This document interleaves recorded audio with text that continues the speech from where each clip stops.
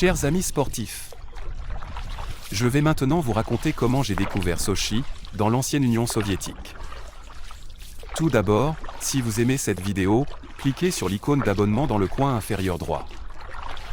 Comme je l'ai mentionné dans la première partie de cette vidéo, j'étudiais dans une université technique à Kiev.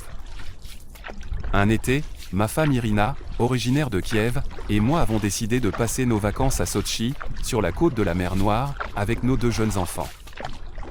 Nous avons d'abord passé quelques jours à Kiev chez des parents, puis nous avons pris l'avion et, 2 heures plus tard, nous sommes arrivés à l'aéroport d'Adler.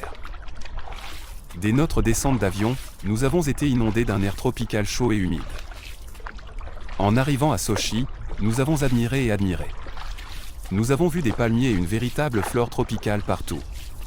Nous avions l'impression d'être en Afrique et non en Russie. Comme à Yalta, la plage était bordée d'anciens palais de tsars. Nous avons séjourné à l'hôtel Primorskaya, qui était également un palais tsariste.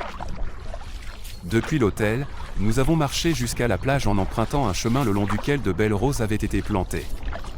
Inutile de dire que la température de l'eau de mer était très agréable. Nous avons tellement bien mangé dans les restaurants que si nous ne nous étions pas baignés dans la mer, nous serions rentrés en Hongrie avec un gros ventre.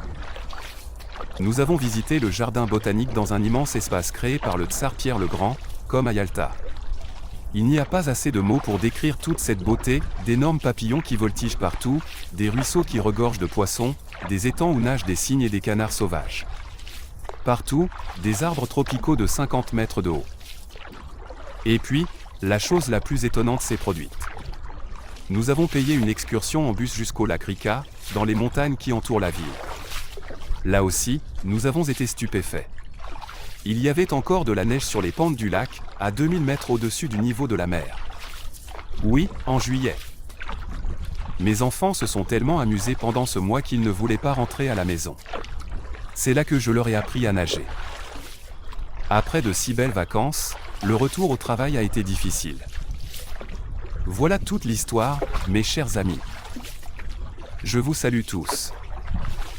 Faites du sport.